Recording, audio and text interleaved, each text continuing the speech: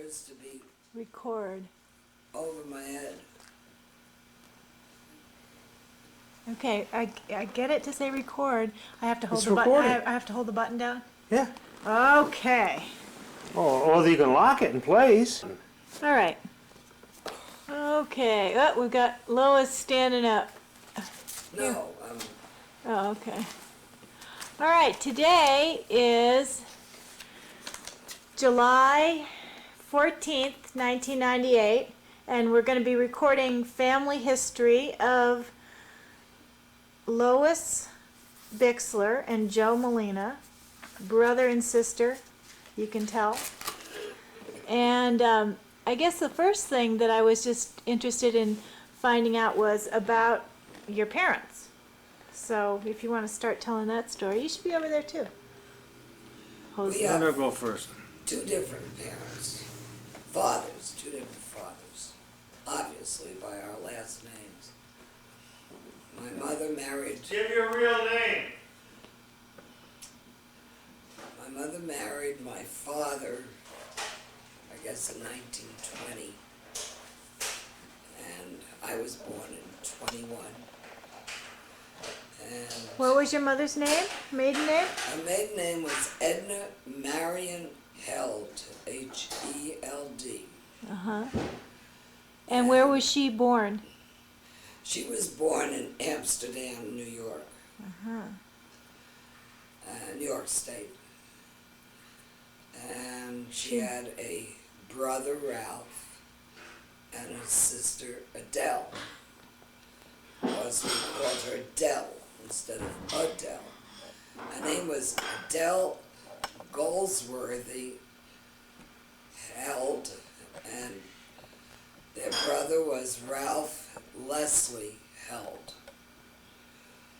And my Uncle Ralph married Isabel, I've forgotten her maiden name.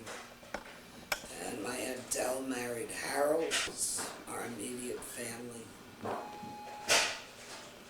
And so they were married where? I haven't a clue as to where they were married, but it didn't last very long. And I have clippings when my mother divorced my father because he left us when I was 8 or 9 months old. And he was from the West, Utah or South Dakota. I think he was actually from Utah. And he went back to Utah after the war because it was during World War I that my mother and father met. And he wanted my mother to go to Utah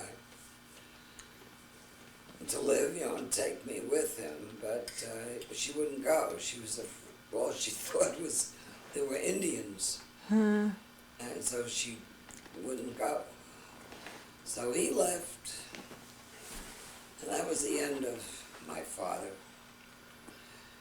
I understand from my uncle and my grandmother that everybody really liked him, and he wrote a lot of letters to me, and my mother threw them all away, and I really am angry about that to this day. Yeah. She should have kept them.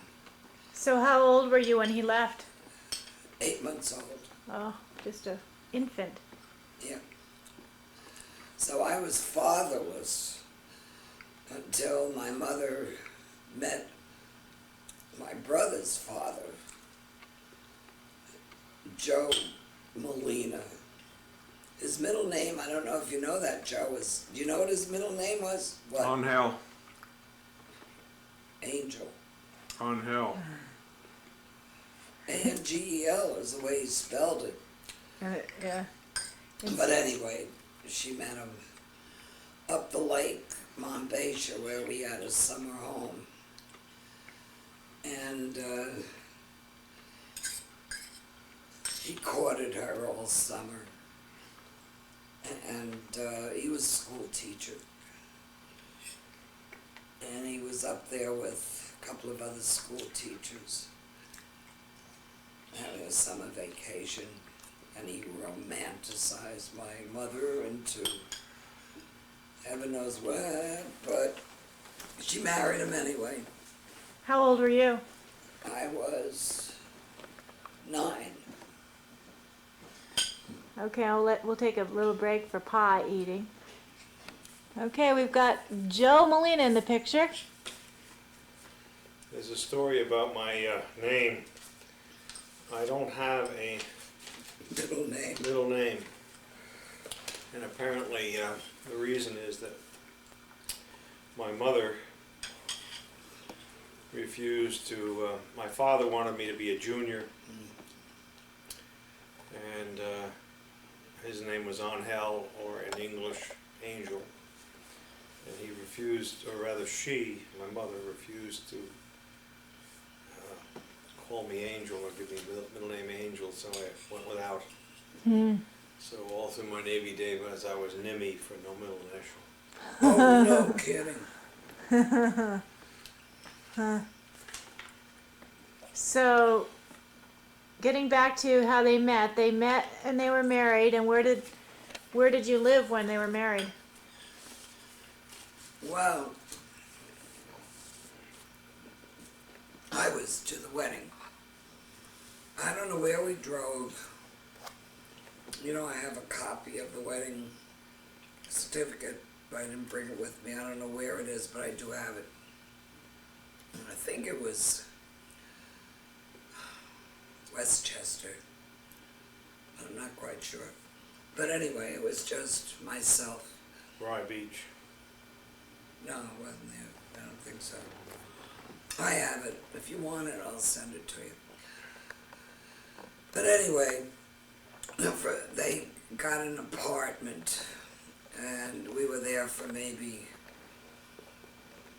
a year, not even, maybe 8 months. But, you know, they were in honeymoon. And I remember it particularly. We'd turn out the lights, and we'd lay on the floor in the living room. Of course, we didn't have television, but they had radio, and they had the little theater off Times Square. And Don Amici was the voice of the hero every week. And every week when that would come on, we'd lay on the floor, turn out the lights, the three of us.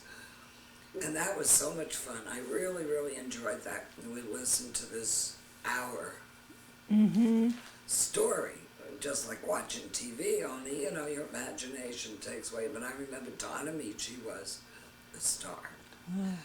From there, we moved to Parkway. You know the address is better. 85 Parkway, that's where I was All born. right, yep. In what city?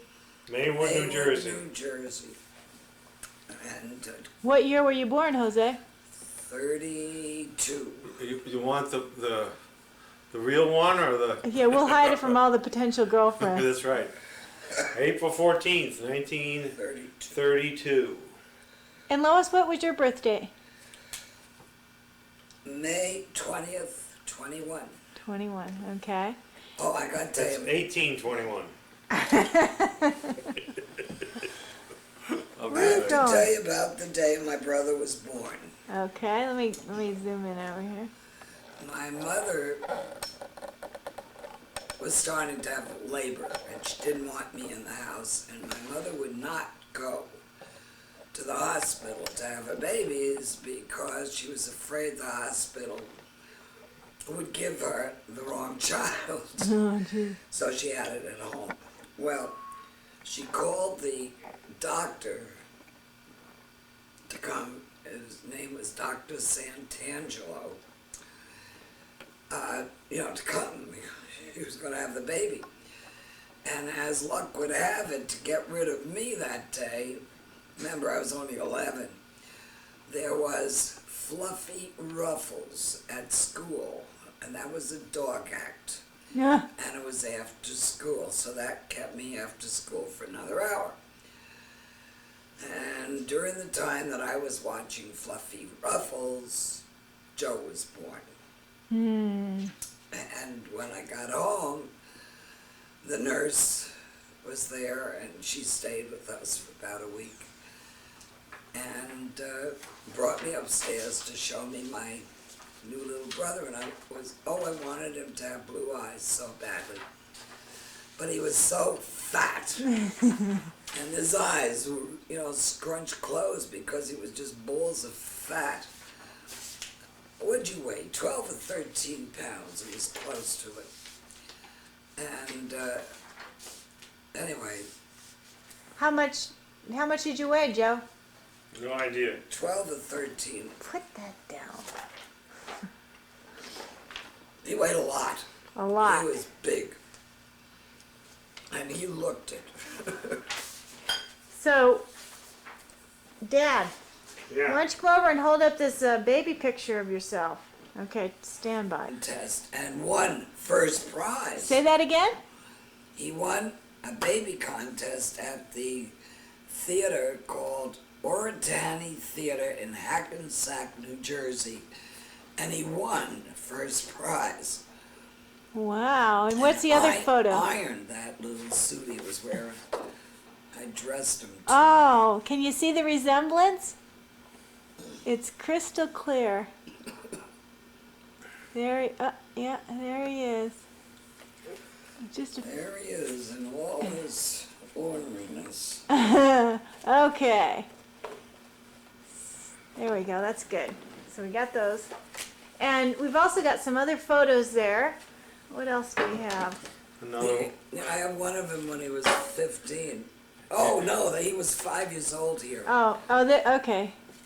I was coming home from This is school. the Roy Rogers outfit. Hold it to the other side of you, Dad. I can My zoom in better on the grandmother other. sent him that that for his side. birthday. Yeah, there we go. I'm gonna zoom right in. And our mother knew I wanted to see him in that outfit.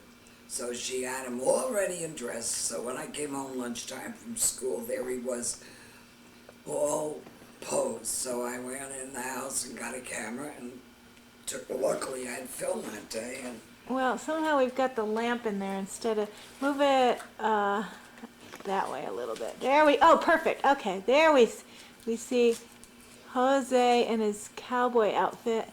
He's pointing at us. That's I guess adorable. you can't get this, Okay, we got that one. Probably not. What is it though? Tell us about it. This is the house where I grew up until my mother married his father. And where was that? Bergenfield, New Jersey, where I was born. We can get it in there. Can't. Okay, hold on. Let me come in for a zoom. Ooh. Do I have to get closer? I have to back up a little. Okay, hold on. There it is. There it is right there. That's the house where Lois lived before her mom was remarried. Yeah, note the condemn sign. Okay, we got that. Okay, this was in 1938 in North Carolina with your Oh, yeah. father and his sister. 1939. 39? And for all you 38. we're coming in for a zoom, nice and slow. Now, what's this picture of again? It's my father, Okay. my younger sister, and me in North Carolina, 1938. We were visiting my mother's friends. Actually, it was her friend from Western Union where she worked. Carrie. Her name was Carrie. I don't remember her last Wait a minute, no, it wasn't Carrie. Carrie was later on in life.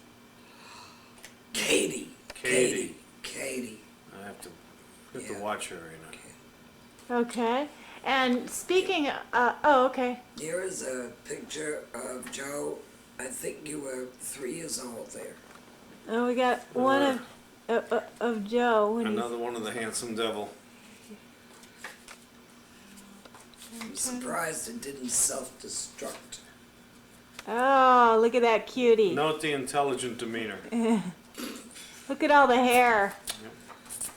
You won't see much of that anymore, but that's okay. Okay, so some. Where'd you go to school? Where did I go to school? Yeah. Do you remember? Wait a minute, before we get into that, there's a picture there of your other sister. So, Oh, yeah, wait a minute. Oh, wait a minute. Here's a picture of my mother and myself. oh, great. And your mother's name again was? Edna, Edna. Okay. Edna Marion. which was the same name as my mother, other than the last name. Here's this picture I was telling you about. And there is Edna and Lois as a little baby. Boy, cute. And your mother was beautiful. Okay, zooming And out. here is Okay. back to North Carolina is Joe and his sister Edna, our sister Edna. Get rid of the young pictures.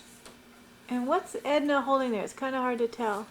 A gun of some No, sort. you had the gun. Oh, no, she's got something. I can't tell what it is. Oh yeah, no, she's got the gun. I thought it was you. No, that was It's your it's gun. That was your gun. It's a gun of some Yeah, sort. it was yours, but he. Toy gun, not a real one. Yeah. Yeah, there she is. This is 1938, not 1998. The real ones today. Okay. And here is a picture I just love because my mother, we had a summer home up the lake, Pine Cliff Lake. And my mother she hated it up there, the bugs. Who's the woman in the back? Oh, the young kid. That's you. That's me. And you picked that bouquet of flowers and it was full of bees. Oh no. And she was such a good mom. She held those bee-laden flowers to get that picture. And there's the bouquet. That one's a little hard to see. There it is, though. And that's Joe in the background and Mom holding the flowers. Don't forget the bees. And with the bees, you can hear them buzzing right now. Oh yeah, boy, were there bees. Oh, here's a picture of Edna. Okay. And you want to talk about Edna a little bit, just so people know who she is? Edna's my sister. That's when she graduated. She was 13 months younger. Okay, we're going to zoom in on Edna. Oh, she's so... Well, you brought some pictures she's upstairs. beautiful. And she was diagnosed as having epilepsy and schizophrenia. She was in and out of Okay. Greystone, Couldn't which was remember the name of that. an insane asylum in Morristown, New Jersey. In those days, they You put that down. didn't mince words about what things were. And she disappeared in 1955, 55. when my mother died. And I went up to visit her to show her my new baby. My son was born in July, and I went up in August. And when I got to the hospital and asked, to see her, they said, "Oh, she's not here." And I said, "Where is she?" And her birthday had been in June. And the doctors said that she had received, quote unquote, considerable amount of money for a birthday, and they let her go to town to make a deposit, and she never came back. And we've never ever seen or heard from her since. There's another picture up here of her, a big one. Yeah, a graduation picture. I think it's underneath that one right there. Oh, there it is. This is her graduation from high school picture? Yeah, no, that was grade school. Grammar school. Oh, was grammar grade school. Okay. She didn't graduate high school.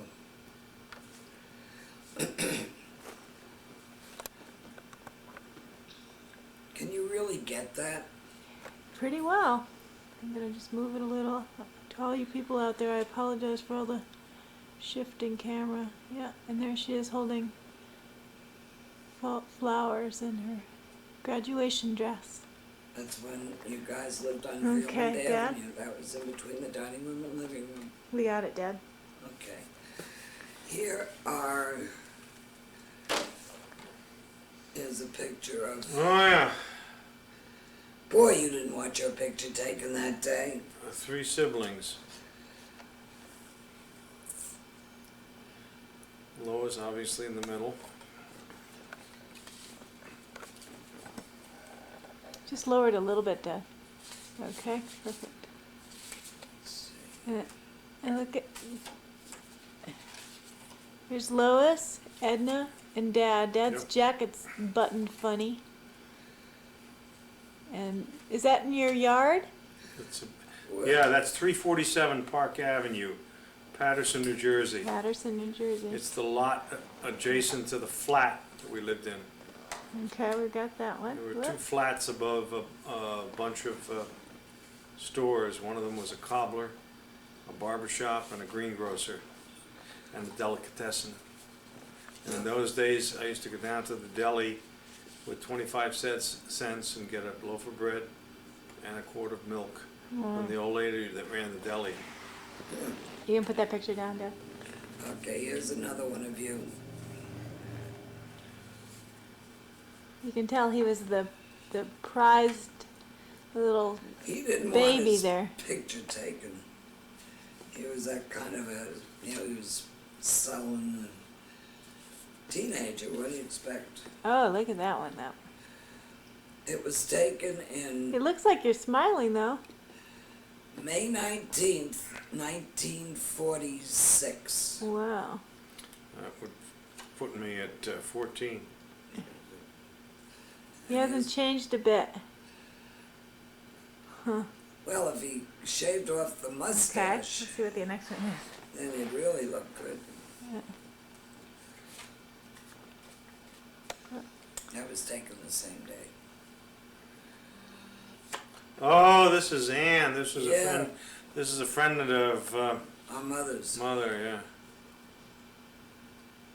Okay. she lived in Orange, New Jersey, and she worked with my mother Yeah. at the Edison plant doing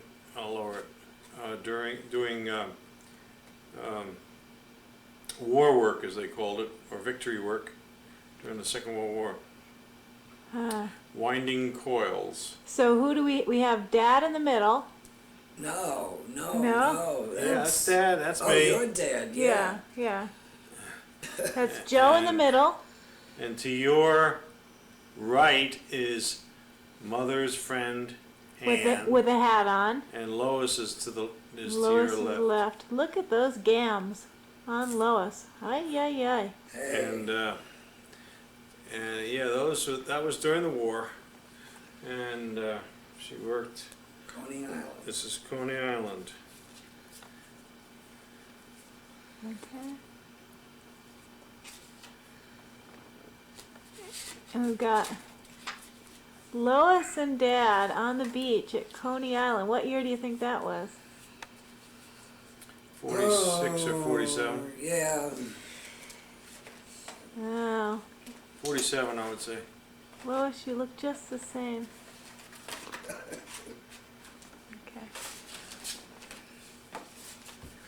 Let me just see what I got here.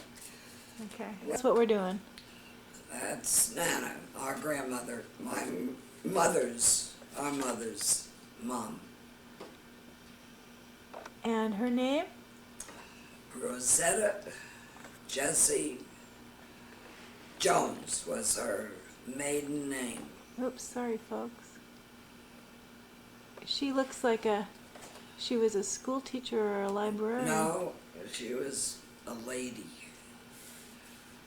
Huh. a Look at that. genteel lady from England.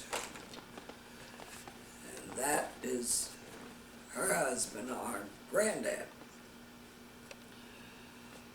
I called him Daddy because of course I didn't have a daddy because my daddy left me when I was 8 months old. And is this Mr. Held? Yeah, and his name was August Held.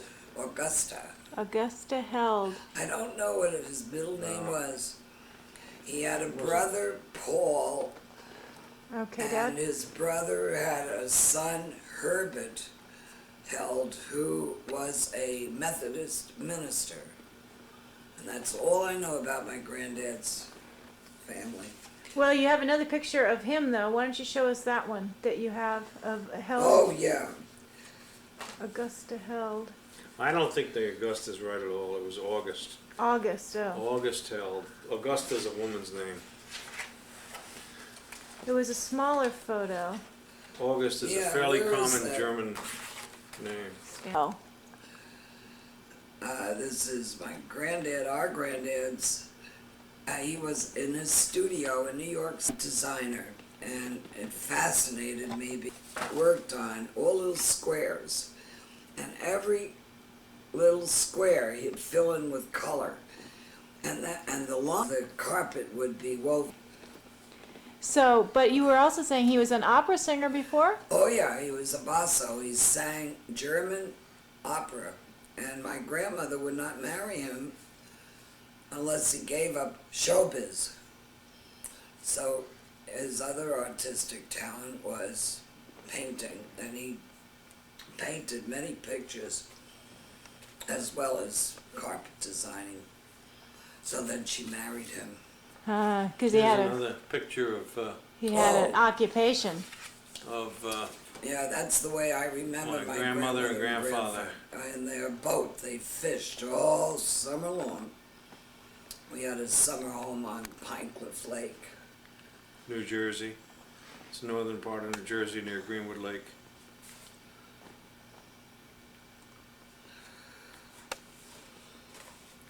Let's see if I can get right there. There they are in the boat. And neither one could swim. That used to worry me to death. Because they'd go out on that boat, no life preservers. Now, here is a picture of my mother here. Hold on, hold on. Who's My taking mother it? You taking is it, Dad? here and Aunt Dell is there. Okay, so we've That's got a when- picture of My mother and my Aunt Dell. who's the one with the bun and who's the one with the long hair. The one with the long hair, let me see. I think it's my mother. My mother, Edna, is on the right. Okay, with the long But hair. they're left. The Okay. viewers left. So that's Mother And they and were- Aunt Dell Yeah, when they were quite a bit younger. they were teenagers. Wow, that's a great photo. Isn't that neat? Wow.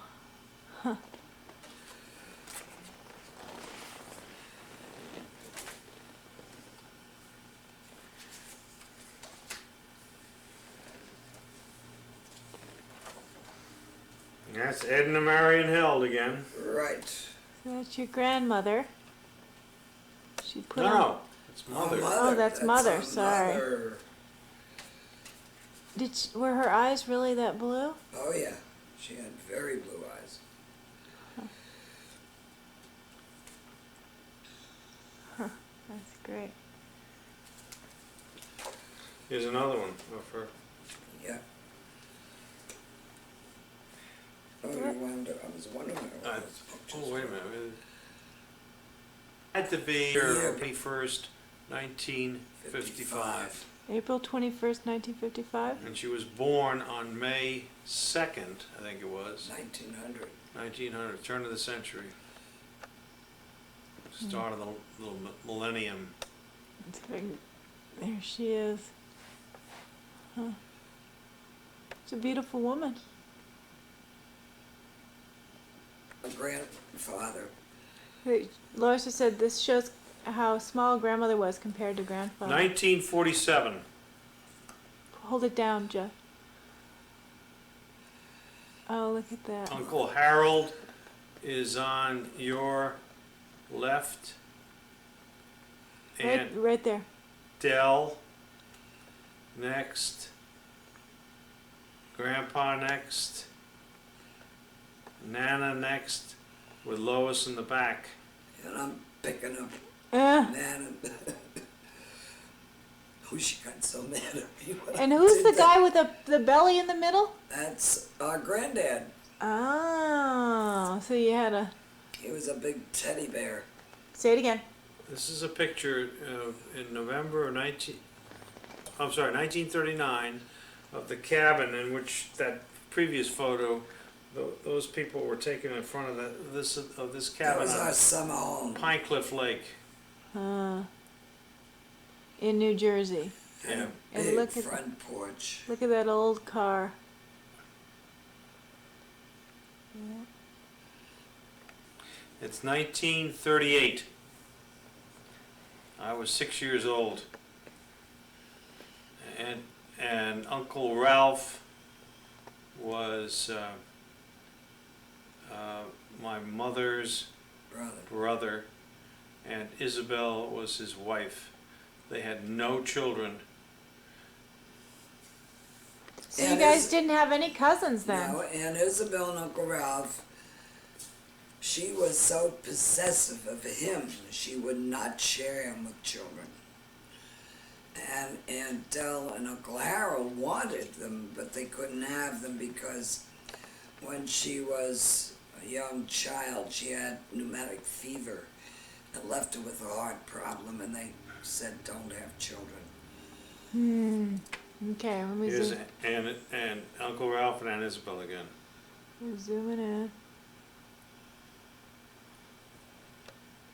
Hold it up just a tad, Dad. There we go, perfect. Well, you're lifting the tripod up, and I'm trying to. I know, I apologize to the viewers. What's she holding there, a purse? Hard to see. Yes. A pocketbook. Oh yeah. They were on their way. Two Joes there. Yeah. That's Lois's first husband, Joe Mannarino, and yours truly, Where was that taken? in front of Glen Oaks, Long Island. That was our front of their first apartment. apartment when we started to buy furniture. And were either of your kids born there? No. Oh yeah, Keith was. Keith was born but we had just bought a house. And here. A couple of pictures of me and the paper announcing my appointment to the Naval Academy in Annapolis. What year was that? What years did you go there? 1953 to 1957. Turn it towards me just a little, there's a glare on it. What? Turn it towards me just a little, there's a glare on it. There, perfect. Okay. And so you were at Annapolis and you were studying? Oh, it was dynamite with boilers.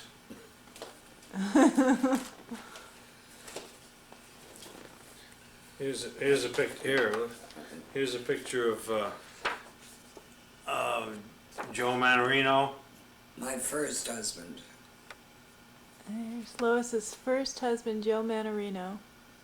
Can't believe I didn't bring any And pictures of my children. you want to tell more about that? About him? He was a choreographer, and he had a heart attack and died young. He was 54 years old. Wow. And left me widowed with two young boys, one ages 4, the other's 7. Huh. And how did you meet? Blind date. And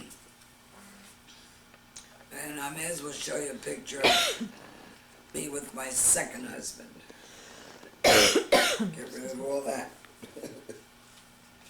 Okay, we're zooming in for Lois's second husband and his name. James Monroe Bixler. We'll have to allow more room for my wives. We need a whole Or new time, I should say. a whole new tape. A whole tape, yes. Lois has got that really great 1970s look going here. This is great. Yeah, I was married in 74. That's perfect. Divorced in 78. Here's a picture of my father. Hold it down. One of the few pictures that I've Perfect. got. And this is Joseph Angel Molina. And where was he born? In Molina, Spain. Spain. In Molina, Spain. In about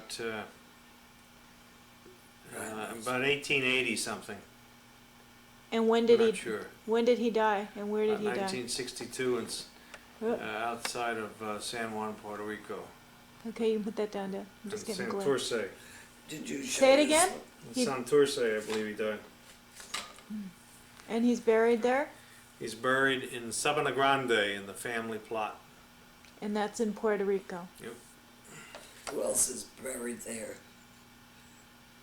Manuelo? Manolo? Manolo. Yeah. Manolo. We've got a That was his photo. brother. Turn it towards me just a little. We're getting glare again. Okay. Got another photo of the young, Dashing. dashing Joe Molina. He even looks nice in this picture. If it's possible. Yeah, he's looking pretty stylish there too. Well, Lots that of was black That hair. was the year he discovered women. Here's a picture of my paternal grandparents. On your, okay, a little towards me. Grandparents. Just Oh, I this thought they one were- end. Oh, just, that's just right. this one end. What? Just this one end because I'm getting glare. There we go. Okay. So, do you know their names? Nope. And they were from Molina, Spain as well? Yep. Yep. Emigrated to Puerto Rico before the Puerto Rico became a U.S. possession. So when your it was still Spanish territory. so your father was born before they emigrated. That's correct. Did he have brothers and sisters? Yes. He did. I Bunches, didn't know that. bunches I of didn't them. know that. I don't know who they are. Oh. And but remember, it was he became a citizen automatically after the Spanish-American War. About 19. What would that be? 19. Can't remember. 80. 1904 or something like that. So we talked a little. Oh, sorry, folks. We talked a little bit about you went to Annapolis.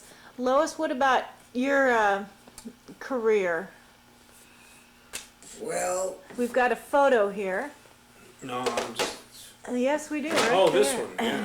We have a photo here. Let me have this corner towards me. Graduation picture. no, that's not graduation picture. That was it. It's a different picture. It's a what? That was a photograph for when I was in show business. My graduation picture is way different. So tell us about show business. It was wonderful. And there she is in a very stylish, beautiful dress there. I sang Okay. contemporary songs, you know, whatever the teenagers were liking. Okay, Dad. I don't want to set the world on fire. Yeah, that was one of them. Here's a picture of me on stage. That picture was taken when my husband and I had dancing schools, and we'd have a recital every year, and I was beholden to sing at the recitals, and I was singing it. That was one of the recitals that I sang at. There's a review that you were showing me there about how they said you were a good-looking girl with a charming voice, or a charming girl with a good-looking voice, or That was a... I've got you right there, Lois. It's dark here, Oh. I can't see it. Oh, at the Sunday cocktail hour, featured at Hawaiian Paradise. Yeah. It's a decided hit with the Ultra Smart. The cocktail hour featured every Sunday afternoon from 4 to 7 p.m.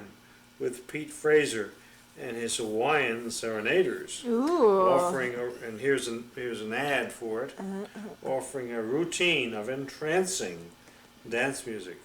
Commencing this evening, an entire floor show featuring Sue Gale, a high, boy oh boy, that's a new one to me, that word, Gaffalootin blues singer. Highfalutin. Well, that's not what it says. Okay, Dad. Lois Chase, a good-looking girl with a charming voice. Ah, that's Louise Hawthorne, an exotic dancer. And Jerry Lesserton, emceeing and music by Guy Major and his majorettes, etc., etc. So how long were you in show business? Oh, about 8, 9 years. And you had a good time? Oh, marvelous time. Great. Sang on the radio, on the stage, in theaters. Met a lot of stars that are still stars today and worked with them. One of the most notable, of course, is, I should have brought his picture,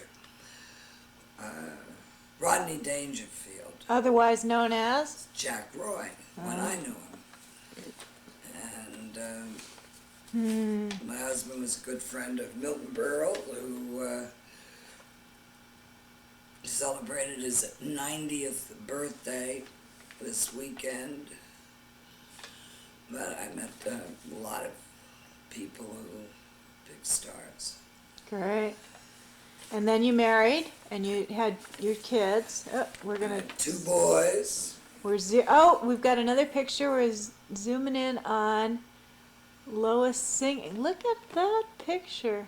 Oh, that's a great picture. Vocalizing. With the big mics and the great hairdo. And The mics were almost as big as the hairdo. so your maiden name was Chase. So Yeah. we're looking at Lois Chase, and that's you. Great. Okay. And Dad, tell us a little bit about Annapolis. No, there's not much to tell. Did you like it there? Not particularly. He was How did you end bored. up there then? Oh, by Appointment. appointment, you know. He had 2 appointments. Kids couldn't even get 1. He Testing. got 2. I was in the Navy before and took a series of tests and made it. Uh-huh. So you Let's didn't get off that kick. you didn't like that so well, huh? He was Okay. bored there too. I got They it. cut your hand right there. Oh, God. Okay, Knuckleball. let's keep talking about this. We are, Dad. We were. Probably didn't even have cups in those days. She's Of course, yes. She's very good at that. Some think they were the greatest pitcher of all time. Yep. I know it. He come to town, you know, with his team, They barnstorming, killed it. You could have some American Giants. with the wasn't Duffy it? Florals. You could have some. And this is 4 or 5 years before he went to the big league. I was gonna say, how come you played against them? I thought you just played in the black leagues. He was with the What? Cardinals for a while. Satchel Paige? No, No, Dad he was with played the against Cardinals. they were called the American Giants. Oh, he The come through with his league, black and they team. played against Right. them. There Oh, was the black barnstorming. team would play the white team. Yes. Huh? The black Yeah, team oh would play yeah, the all white team. black. Oh, okay. So he started pitching. I went up to bat, and I always say that I should have stayed in the dugout. Sorry, we lost. Yeah, Blew it right past Fine by you. me. They passed today, and I haven't seen him yet. That's 20-some years ago. But he was a Alicia. good gentleman. He didn't have to throw. Alicia. Alicia. Hit those corners. You're pissing me off. Too Tell bad. them what he did about the 6th or 7th Why should inning you there be about the different? outfielders. The outfielders bring a call. Oh yeah, he got pretty cocky, you know. But about the 7th inning, he go out and tell all the outfielders, sit down, Tell them to sit down? sit down. Oh, man. Strike the side out. Oh, man. That would be insulting to the other team. What I like to talk when people get interested in baseball, it's not like I talk about what I done or what I played, but the average person that watches baseball, they know that there's 3 outs and the man hits a home run and that. But there's so much inside baseball. Like I Right. could ask you, what's a cutoff man? Do you know what a cutoff man is? Sure, You do. all sure. right. Either But- the second baseman or the shortstop, depending, well, it depends where the ball's hit, but it's the guy who catches it, throws it to home. Well, in what condition? It depends, right, right. Why did they throw it home? Because sometimes the cutoff man can throw a more accurate strike than the outfielder. No, not exactly. You take a man on first and a man on second on the opposing team. Oh, okay, because if you can't get him out at home, you can get Yeah. the second runner going to the if the guy at home you can't get him, the cutoff man can decide the guy at home's safe and throw out the other guy. No? Yeah, You you stop tell the, me. you stop the runner, Plan. you stop the runner Man doing the on first. bases, and then you also cover A the man plate. on third, Okay. and you're expecting that man's gonna steal. Probably doesn't work. Well, they I taught found me this that when a man on the starts, steps. you I look just the man- dropped it, don't worry Look the about man back at third base, like that. see? Uh-huh. Now, if you come through with your throw to second base, either the shortstop or the second baseman sees that the runner on first is gonna beat the throw, and he got a chance to get the man going home, he'll cut my throw off to second base and return it home. Oh, okay. Follow me? How soon? Now, one more question, I'll shut up. What constitutes a second baseman and a shortstop? Now, who covers second base? Depends. It depends. It depends on what. Well, if it's hit to the second baseman in the hole, and there's a runner going to second baseman, the shortstop has to cover second. No, it's all depends upon the hitter. Left-hand Or hitter, if he's a left-hander, and if he pulls, or a right-hander, and if he pulls. left-hand hitter, all of averages proves that a left-hand hitter is gonna hit one right between first and second. Sure. According to statistics. Right. So the shortstop will cover it. Of course, you get crossed up. Sometimes they gotta hit the other wrong, and then vice versa. A right-hander there, you're gonna pull down shortstop, second baseman covers. Mm-hmm. Now, one more, and then I will. No way. What duties does a man on deck have? He's the next hitter. Right. What duties would he have? Well, I'm not going to tell you what I think he has because I've been so wrong so far. This is the way I was taught. The man on deck is very important. Now, there's a man on second base. It's the same team, home team. And there's a man at bat, and the man on deck in the circle. He's gonna hit next.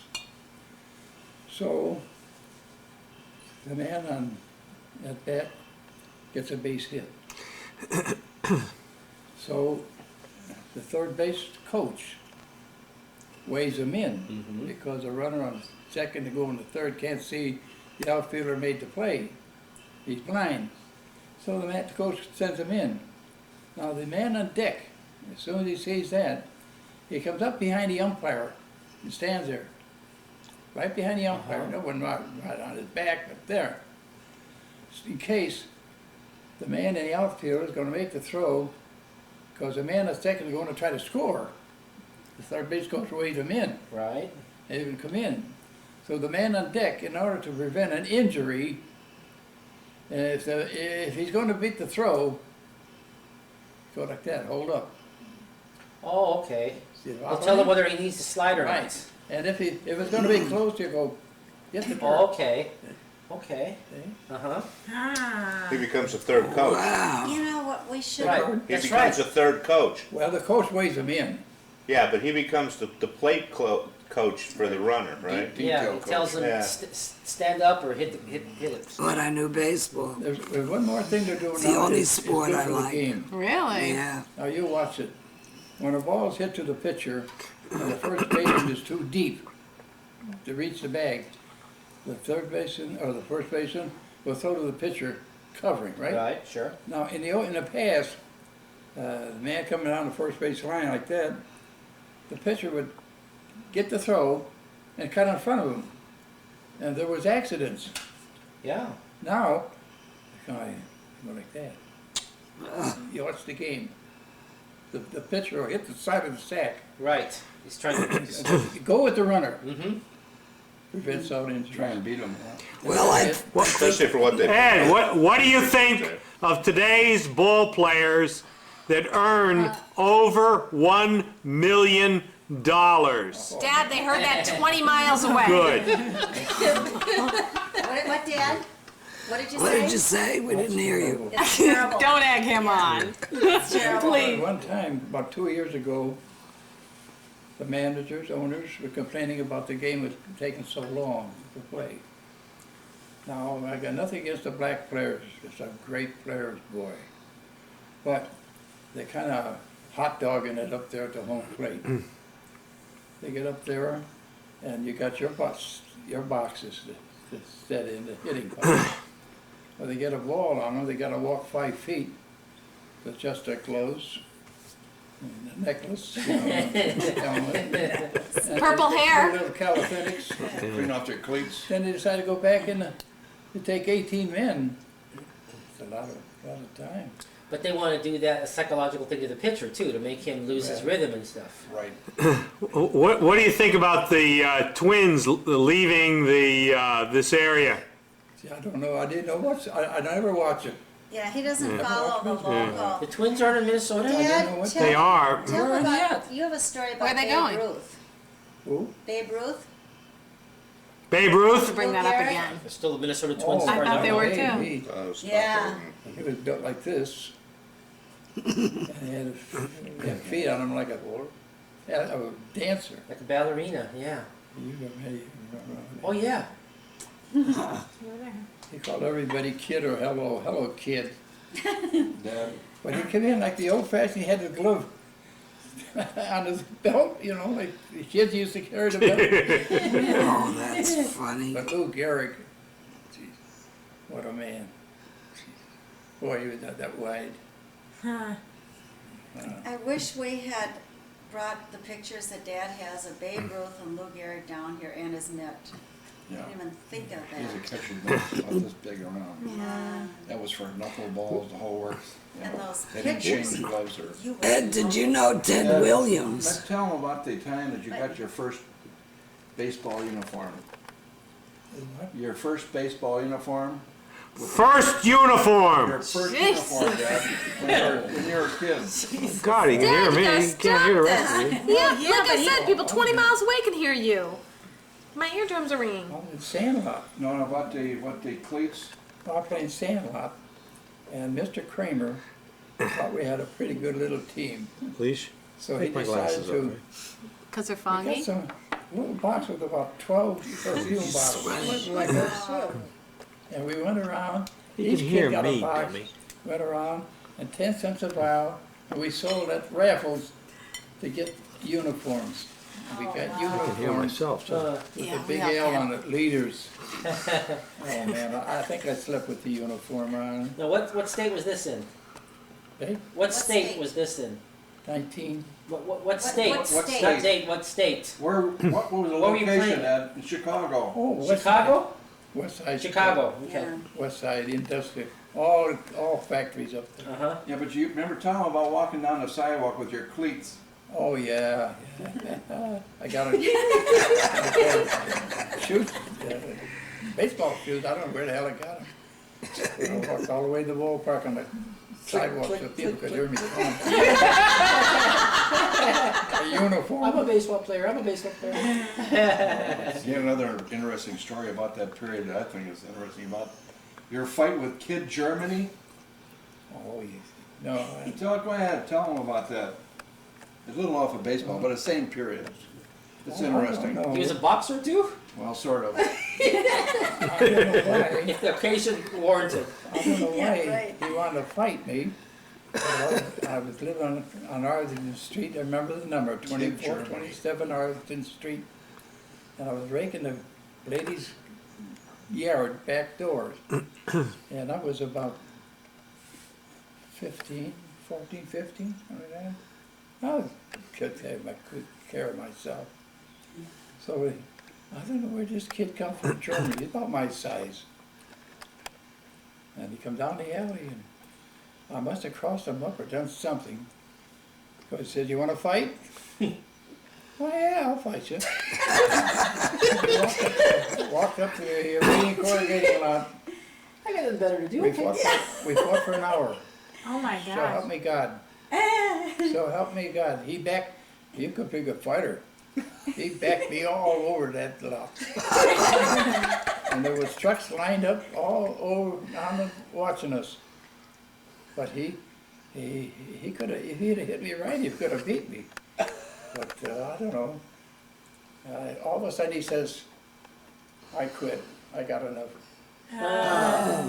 But Never fight anybody named Kid whatever. Yeah. That's a rule. tough, He's boy. called Kid something, you don't want to fight him. Kid was tough. But you know, You must have been tough too. Joe is taping this. Why don't go into the Right. stock exchange, Dad? Tell us just a Alicia. little bit about when you were working Alicia, at the stock if you don't look this way, I'm exchange. gonna belt you. Oh, Because Dad was there during the crash. These people want to talk about something else. No, this is interesting. Yeah, Very interesting. Yeah, We're learning that. yeah. Well, I'll tell you, if you don't know what the grain market is, it's the most interesting thing you ever want to see. Chicago grain market, where the wheat, corn, oats, and the prices are established. I went in as a 15-year-old kid, got an office, got a job in the wire room, and there's a lot to it. They had three big pits up on the second floor. Big wheat pit, corn, oats, rye, and barley. And in these pits, there must have been 40 to 50 brokers, bearers and bulls, buyers and sellers, grain. Now downstairs, there was no television. We had 4 or 5 Morse code operators on one side of this room and 4 or 5 on the other side. And they were connected to maybe Iowa or any state that was big in wheat or grain, any grain. And little Italian boy myself, all we done was we patrolled around that little area. Now up in the front of this room, there was 3 fellas sitting up on a pedestal, much older than we. And this fella had a wheat corn. This fella had a corn, oats, corn, foam, oats and barley. And right upstairs on the trading floor, there was 3 more foams, wheat, corn, oats, and barley. And these 3 fellas were connected to these foams upstairs. And then they were set on a pedestal, on a high stool, in front of each grain pit, each trading pit. So, for example, say you called in, you said you want to buy 5,000 bushels of wheat at the market. Say the market was $3. So the operator would buy 3,000, buy 3M, dash to it, and wave it. We'd pick it up and run it to this kid, this fella on the wheat phone. He telephoned upstairs. This man would write the same thing up there. And then we had boys up there, what we call runners. And he hit this kid on the head, give him the order. The kid would go into that wheat pit, find our broker, our buying broker, give him the order. In about 10 minutes, we went all the way back. The fellow, wherever he is out of the city, he owned 5,000 bushels of wheat. That fast. But tell about the day the market crashed, Dad.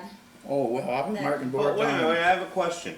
You had a different buyer, one that bought and one that sold on the Yes. floor? So one guy, all he did all day long was buy, and the other guy, all he did was sell? I don't ask me that. I don't know. Oh, There was so much harder, I don't understand how they made any transactions. They just screamed. Still they that just way. screamed. Still Yeah, that what's way. new? Hasn't changed. Right. Well, anyway, they sent Charlie Cullen and I to French Lick, Indiana, and the big hotel on there to mark the New York Stock Board. I was marking the New York Stock Board and the Grain Board then. And we had, there was a big hotel, and the reason they sent us down there because they had just recently procured this business, and they didn't have any board markers that were ready to. You had about 1,000 quotations you had to remember. So we started anyway. On the morning of that crash, 1929, everything opened up normal. Now, in the front of every stock, you know, you had the opening high, low, and close, and then you set your opening price. So everything started out normal that day, and then let's take steel for example. Say it was $100 a share, steel, U.S. Steel. Well, then the office manager, he was on the phone. He says, I have a flash from New York. And of course we had the Western Union ticker tape too, you know. Steel is 98. And then about 20 minutes later, steel, I got another flash. Steel is 97 3/8. 95, 94. Then everything fell, boom. And he says, forget it. He says, don't try to keep up with the tape. The tape was an hour late. Wow. Don't try to keep up the tape. You just mark the flashes I have. And then, of course, behind all the customer seats, I think they had about 10 margin men. And they were calling for the margin, you know. These guys are losing money. You got a $10 or $20 margin on your stock, and you went below your safety, you gotta go around the safety box and get some money out, you know? And, Wow. It was just what they have. People couldn't understand. These, They lost you everything. all know that's when the Depression started, 1929. I remember when my grandfather came home from New York that day, and he was white as a sheet. I mean, he was shaking. And he said that people were committing suicide out the buildings. Yeah. And he felt guilty because he had not invested in the stock market. He invested in building a loan, and that was pretty stable, and he didn't lose anything. He invested in what? Building a loan. And his money was safe. We never, were hurt at all. Didn't lose.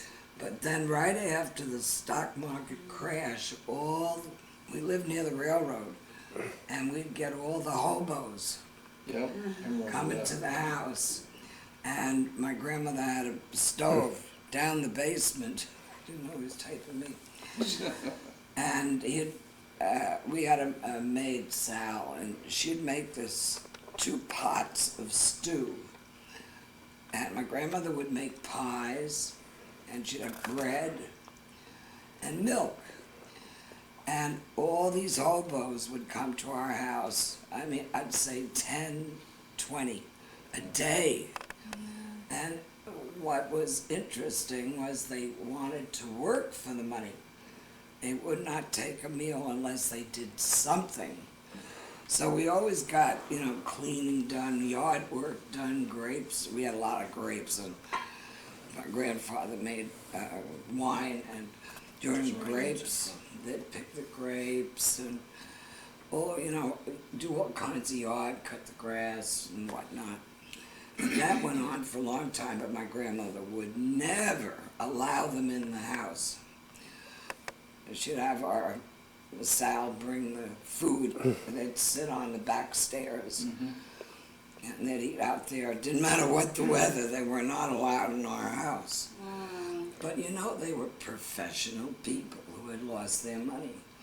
Attorneys and brokers, stock market. Who gives a shit if attorneys lose? What? Yeah, they're making up for it now. We had, Okay, let's get back to baseball. Hey, one comment about the Depression. I'm old enough to remember some of that when I was a kid. And Careful there. about I don't know, about 33, 34, something like that. I remember my mom still making food for these, and we didn't have hardly anything for these hobos that Yeah, come along. right. And what they did, hobos, they put a Mark your house. no, they put a stone on your picket fence. They put a little stone up there. We Next never guy figured comes out along, what they but did. If 1 or 2 or 3 stones, see, according to your rating, I guess. Yeah. Yeah. right, Maybe a sign of what you gave out. Exactly. Exactly. We never figured it out, and my uncle one afternoon, he said, I think I know what it was. There were little notches on, the corner of Hobo the house. Express. They were little, very, indistinct, Sure. but they were there. They know where to look. Exactly, exactly. Well, It was something else. I'd be interested to, Side, Capone territory. Pony. Father and sister, I worked with sister really. Yeah, but there was one, when I was with the Duffy Florals, summer folk team, that was a good team. Play. We had a play, This man. I'll never forget. We were playing a black team, and Dutch Kohlenberg was pitching for us, and they got a colored boy on third base. And he was giving us that old high school try. As soon as Kohlenberg pitched, he'd run halfway home and then go back to third. See? So he's trying to excite Kohlenberg. I told Wood you couldn't excite him unless you hit him with a 2x2. So Joe Deserato, our third baseman, when he bent over, he put his hand on, he give me the glove, just like this. Let's nail this guy. Throw it down? Yeah. So I give Dutch Kohlenberg the fist. That's the pitch out. And fortunately, it was just nice that there was a left-hand hitter up there. The player's right in front of me. quiet! Jesus, 6 feet. He didn't know what the hell hit him. Now, I saw my dad play baseball that day, and I was like 6, 7, or 8 years old, and I remember to this day, after an out was made, where the catcher runs off to the right, and he peppers the ball. I think he runs it to the second baseman. There goes the first and the third, whatever. And he tell him to slow hit at such an arm.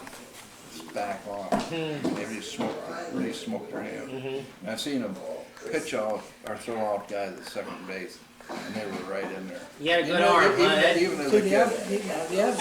that is not the show. When you back up a first baseman, you can't back him up with a shortstop because you can't get behind.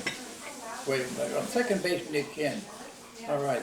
My idea was, the third baseman or shortstop, he gets that ball, and he throws it to the first baseman, bing, bing, bing, bing. It's working like this. The first baseman throws it to me, bing, I throw it back to third baseman. It goes around the infield, everybody's like this here, Now, they get a play at first base, the guy goes like this, like it's on a beanbag. I don't want to mess up their hair, Dad. I've never seen it done before. I don't think you'll ever see it for a while. Now that was, you know what a Texas Leaguer is? You know what a Texas Leaguer is? Yeah. You know. Went straight up. All right. There's a second baseman. There's a first baseman. There's a right fielder. Now we knew all about this, what was going to happen, it have happened. So a Texas Leaguer hit straight up between these 3 guys, right straight up. So this guy goes back, this guy goes back. They don't know who's going to try to catch it. If the ball was caught with the runners out, sure. But this runner starts down at first base, and I'm right on his tail. I'm running with him. So he gets careless, and he goes over first base and takes a big lead, see? Well, I'm standing on first base, and whoever got the ball shot up to me. We had the guy cold turkey. I've never heard of You that. never know what the Right. hell hit him. But that don't come along. I've never heard of seen a catcher run with the player right behind him. Oh, yes. when I was old enough was. Damn straight. We're gonna play this back later, at full volume so you can hear it. I'll repeat it. Everybody can hear me. Done. And you know what they call the catcher's gear? That's called the tools of ignorance. Dad, Yes. I was playing ball for Zibby Goldberg. I was just a kid there in Chicago. He was a bailiff, and he knew all the politicians. And he knew Harry Grabner very well. Harry Grabner was traveling secretary for the Chicago White Sox. And I was playing good ball for Zibby Goldberg. We had a good ball club, amateur team, not semi-pro. So he says, Ed, call me up and says, how would you like to go down and work out with the White Sox? Oh, sure. So maybe Saturday morning down to 35th and Shields. So I get down there and go up in the big league locker room, and of course I was amazed. Jeez, these lockers, you go walk in, you know. Yeah. And 3 sets of uniforms, gray, white, shoes all shined, rubbing tables and exercise belts and everything. So they give you a uniform, and I went down on the field, and the Sox weren't going too good then. They were having morning batting practice. They had the batting cage around the home plate, and they had 8 or 9 of the players waiting to take their turn to hit. Excuse me. So I went in, I put on the gear and went in, and I caught 4 or 5, 6 hitters. And then they said, okay, Younger, let's see you hit. Tony Bush was manager. He said, all right, Younger, let's see you hit. So I went up there, and I don't know, I hit a few fly balls, I guess. I don't know. I had left my glove behind the batting cage, pocket up. I went back to get my glove, and every son of a gun spit in it. Oh, chewing tobacco, huh? Oh, God. So I went back to sit on the bench, and I talked to Tony Bush. He says, are you under contract to anybody? I said, yes, I am. You get your contract, we'll take you south with us. Yeah. What year was this, Deb? I think it was a Tama. What year? Oh, jeez. Roughly. 17, 18 years, 19 years old. 19, 26, 24. Okay. Down back in there. Wow. What's Gabby Street was the manager. Yeah. Gabby Street was an old-time catcher. And the only one that ever caught a ball dropped off the Washington Tower. Do you know that? Washington Monument. Washington Monument. Okay. The ball dropped off the Washington Monument, he caught it. Must have been moving. Well, anyway, during infield practice, Gabby Street, in order to keep it shaped, he thought he'd take the infield practice, you know. So when the ball players saw him catching, they took the gloves off and laid it on the ground. And catching him bare-handed, he was taking base. Jeez. Well, that was shot in the arm, huh? Oh, that's great. Ed, did you USA? So the story of Strip for Action was a story about camps. Well, he kept, and I did that. And I bring 3 to 4 instruments with us, a pianist, a saxophone player, you know, a basic orchestra, and then you would augment it when you got to camp with soldiers who are musicians. Sure. Well, this Strip for Action was so funny. She did bumps and grinds, you know, she'd go like this. And gets to this camp, and she gets this teenager, 18, 19-year-old, who had never seen a dancer like that, no less when she starts to strip. And he's the drummer. And he's supposed to give her the rim shots, you know, every time she'd go do a bump. Oh, yeah, sure. He's supposed to do that. And he's like, Then he'd remember, and it would be always, oh, she just killed him. But that was, Seeing the ink spots, oh yeah. they were good in person. I traveled with, You ever hear of the ink spots? did you ever hear the Ritz brothers? Oh yeah, Ritz brothers. Oh Well, we traveled with the Ritz brothers. I say we because at that point I was with the Vocalettes and I was head of the Vocalettes, and there was 6 girls. And I was in charge of the music, and we had a big, envelope of music I had to carry, and I never let it out of my sight. But somehow, yeah. All your notes and everything else were in there, right? Harry Ritz got his hands on it and took the music out of my briefcase and replaced it with bricks. That's how heavy. What do you replace it with? What? Bricks. Oh, for goodness sake! Oh, he stole the music. Yeah. Oh, for goodness sake! So when we got to the next camp, which was in South Carolina, I've forgotten the name of the camp, open up the case and there's no music. Oh my goodness! And he had told the other girls, and I was just... Oh, he did it as a prank? Yeah. Oh, okay. Yeah, just as a prank. They had me going for 2 hours, and the orchestra was just about ready to say, we're not rehearsing with you because, you're late. And then he came up with the music. But, and I went on a show with Marlene and Dietrich. Oh my goodness! Yeah. And she was on the bus. They'd pick us up at the Brooklyn Navy Yard and drive us to wherever.